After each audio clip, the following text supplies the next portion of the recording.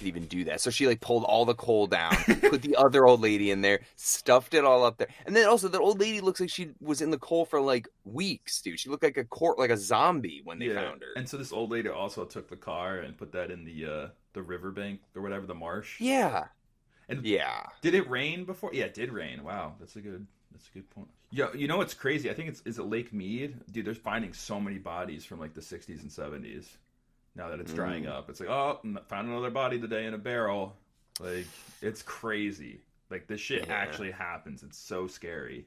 Well, back then, I mean, it was a lot easier to get away with Well, it. it's close to Vegas too, so they're just like, oh, dump them in the Hoover Dam. Oh my They didn't God. pay their debt. You know what happens? Norman in the 60s, like, he really could have gotten away with this, for quite a while. Hiding the body the way he did is his downfall. I always thought with the car. Like, as soon as it dries up, you're caught. You mean like you're dead, or you mean like he's gonna get He's caught? gonna get caught. Yeah, well, I mean, unless the evidence is so tampered with, but like, I don't know. Well, wasn't it a tar pit in the back? I don't even think it was like a lake. It was. I think it was a river, but it was like it just rained and it was drying up. Hmm. Yeah, I don't remember exactly. Yeah, I mean, he's crazy, obviously, but it was the 60s, so you could get away with this kind of stuff a lot easier than you could nowadays. Yeah, with all the cameras and cell phones Oh today. my Yeah, God. Oh my God, yeah, dude. No, the Bates Motel could not survive nowadays. But yeah. have you ever seen the prequel, the TV show, The Bates Motel? No, I've never seen. I've always wanted to though. I know, it kind of looks interesting. It's got that Vera Farmiga woman. Isn't it? J.J. Abrams did that. Who did that? So it's like I it, don't it know. definitely doesn't end well. Whatever the show is. Well, it's gonna have to end with Norman killing his mom, yeah. Yeah, jeez, you're right. And then it goes into Psycho or whatever. But I don't know. I mean, I think the whole like I didn't realize how much of like this is like a real series, like a franchise, dude. I mean, there's 4 movies. There's a third one and a fourth one after this. So this one must have done well enough to make a Yeah, third. Would you ever be interested in putting the third one on the wheel? yeah. I mean, why not? Now we actually get to see him. He's back. Do you think it's like Jaws 3? It's really bad. I think it gets progressively worse. Yeah, yeah. Yeah. But no, because I mean, I think this one's really interesting because it's like, okay, we get the Psycho. He's locked up at the end of the first one. We never think he's coming back. Then he comes back. He's a good guy, and then we see him literally. Society makes him bad again. He Hmm. probably maybe wouldn't have become bad again. We don't know Yeah. if people weren't making him bad.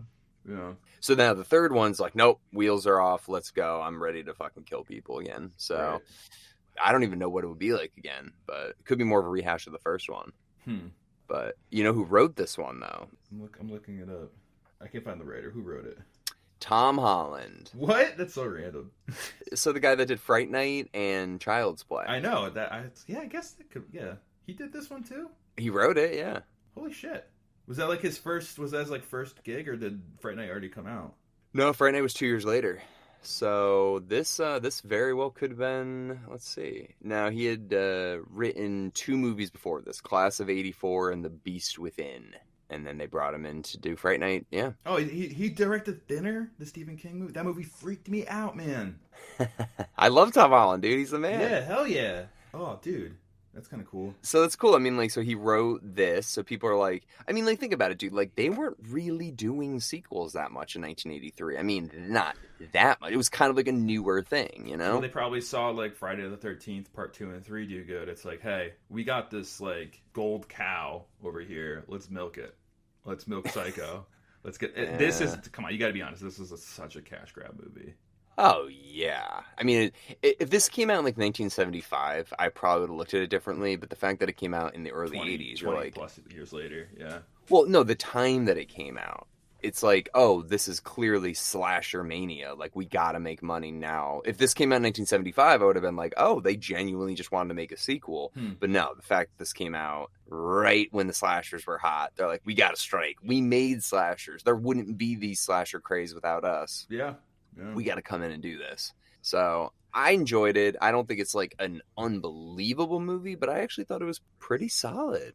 It's a mystery. Like, you're kind of like, I don't really know who did it, and I kind of want to know. Yeah. Yeah. And I kind of want to see it continue. I want to see Psycho 3. I'm sure it's terrible if I had to guess, but it looks like Anthony Perkins is in Psycho 3. He's not in the fourth one, which is called Bates Motel. Really? So Psycho came out. Psycho came out in 1960. Psycho 2 came out 23 years later in 1983. Psycho 3 came out 3 years after Psycho 2 in Yeah. 1986, and Bates Motel came out a year later in 1987, and then done.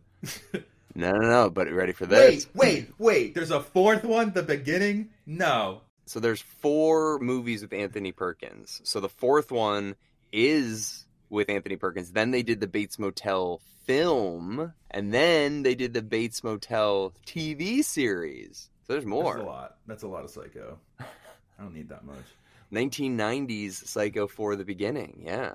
Yeah, okay, I'm typing in. I read something like a week ago or like 2 weeks ago about Quentin Tarantino talking about Psycho 2, or was it the Psycho remake? Yeah, Psycho 2. Apparently he like loves Psycho 2. Yeah, yeah.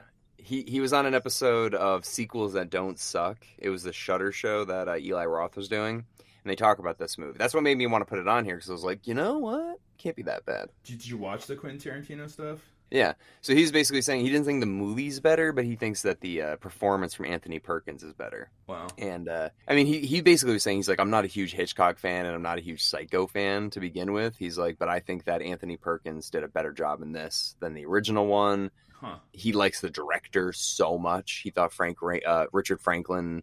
He's like, it was ballsy that he was willing to like undertake this. He's like, in the 80s, everybody looked at Hitchcock and Psycho like they were Untouchable. Yeah, untouchable. Yeah. they're like, you don't do this. So he stepped in, and apparently there's a lot of directors that were asked to do this, and they're like, I'm not doing that. Are you kidding me? And now I'm sure anybody would be like, remake The Godfather? Of course I'll do it. But like back then, they had respect. Do you think, well, speaking of Jaws again, do you think they'll remake Jaws and The Godfather? Those are 2 movies that, like when you talk untouchable movies, I'm like, well, you could say The Wizard of Oz, but they've done shit with The Wizard of Oz, and there's a Broadway musical. Godfather, the original, maybe in 20 years, but... Let me put it this way. Guess what year Alfred Hitchcock died? It was a year before this came out, I'm sure. Pretty much. 1980, yeah. So 3 years later, this comes out. So let's just say Steven Spielberg dies in, 2040 or whatever, 2035? I don't think we'd be too far off. Or Francis Ford Coppola dies, and 3 years later, we get The Godfather. Yeah, if I see a Jaws remake, it's like, oh, that's such a tall order. But like, part of me wants to see it so I can like bash it, talk so much shit about it off the bat. There's no way it's going to be better than the OG. No, I think that the problem is, though, and this is kind of the thing with Hellraiser now that just came out. If you take a movie and it has the exact same title, the next generation is going to get confused when they look it up. You know, like Fright Night, the new Fright Night, yeah. Fright Night's a good example. Exactly. So like a 20-year-old right now is like, oh, I want to look up Fright Night or whatever. They type in Fright Night. I guarantee you the 2011 one is probably going to come up. McLovin. Right, before the 1985 one. And they might watch that one and be like, this isn't that good. But it takes like either a really good parent to be like, oh no, here's the good one or whatever, or they just need to like do their own research, which I don't think enough people probably are. Yeah. You know, which like think about like Point Break. Like people are gonna look up God. Point Break and they're gonna see the 2011 one or whatever.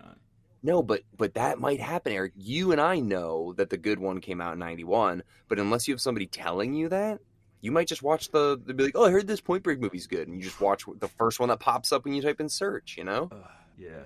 That's why I don't like when movies just take the title and they're like, okay, Hellraiser, this is it. This is Hellraiser. So you're like, oh, I'm 15. I don't know any better. Let's watch it. Yeah, and these remakes are getting like so much closer together. Like Hellboy, for example. Like we've remade Hellboy. Like it's been 8 years since the last one, the Golden Army or whatever. And we're gonna do Hellboy with a new actor, and like Ron Perlman's like, what the hell? Like, I'm not that old. Well, think about Spider-Man, dude. Oh, Spider-Man. Well, okay, all right, perfect. All right, so that's exactly what I'm talking about. If you have the actor, they're still alive. What are you doing? Like, if you book a part, like that should be your part. Now it's opening up multiverses. Like Marvel is so into like, hey, we can do like X-Men or in this universe in this way, but not like the original still happened, but in a different universe. It's like, okay, like now you're taking advantage of your audience. Well, it's just so I think the thing is this movie did it right. Psycho 2 did it right by being like, we're bringing back Anthony Perkins, we're using the same house, we're doing everything as close as we can to the original one, basically. It's different. It's a different movie. It's in color. Like no one's gonna say we just copied it and did it again. Right, and I think if this, like, This is before Hollywood was like, okay, we know what the people want. They don't want the same, like, God forbid, the same characters are in the movie that they liked. No, that's not why people are here. They want a young person who's going to take the mantle from the... Whoever thought that was a good idea is a moron. The only reason that I give a shit about Psycho 2 is that Anthony Perkins is in it. That's the only reason I care. I agree. I couldn't agree more. Meg Tilly, awesome, great. But they killed her. They're like, no. This is about Anthony Perkins. Yeah. This isn't about anybody else. So get rid of her now. So I love that. I love that they killed her off. It didn't have her be like the little, I agree. I like you, Norman. Like, I'm your friend now. Let's kill together. Like, if this movie came out now, that's what would have happened. Probably. And they have a little psycho child and it ends like that or something. Exactly. That's literally what would happen. And maybe that's what happens in the third one. Maybe he meets a girl but I think the fact that his mother, in his brain, his crazy mother's like, you can't have a girlfriend, like all this stuff. She's a slut, all this stuff. So, I don't know. Wild movie, I don't know. Wild movie. It's a rush.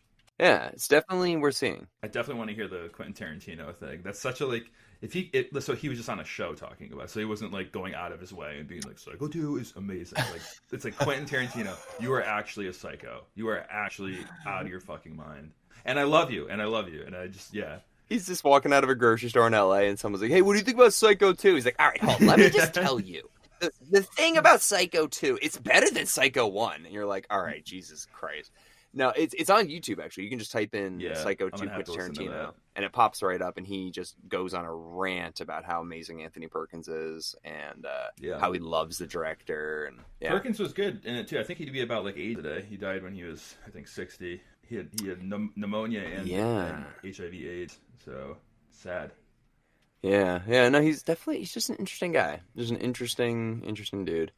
One thing it was missing that I really liked from the original Psycho was the bird stuff. Like, they put a lot of stuff with him and birds. Remember, I know Alfred Hitchcock did the birds, but like he would eat candy corn, and he'd have all these birds in his house, which we saw like an owl, but they didn't really go into like his obsession with birds. And what do birds do? They prey on things, and kind of wanted them to do like that more, like where he's like making a nest or something. I don't know.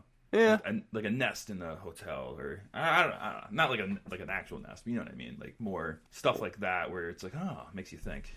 Yeah, they could have done something cheap where it's just like, oh, that's like the carrier pigeon. They actually return home like after they've been gone for a long time or something like that.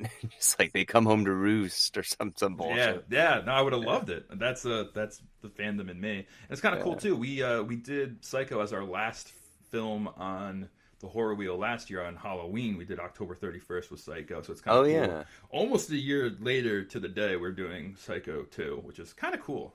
Yeah, that's right. Yeah, damn. So we should definitely keep Psycho 3 on the next October wheel if we're still here. If we're still here, not like dead, but if we're still like able to have time to do this and whatnot. Yeah. If we don't get nuked. Well, yeah, that's happening too, right? Isn't there? Yeah, who knows? Oh my god.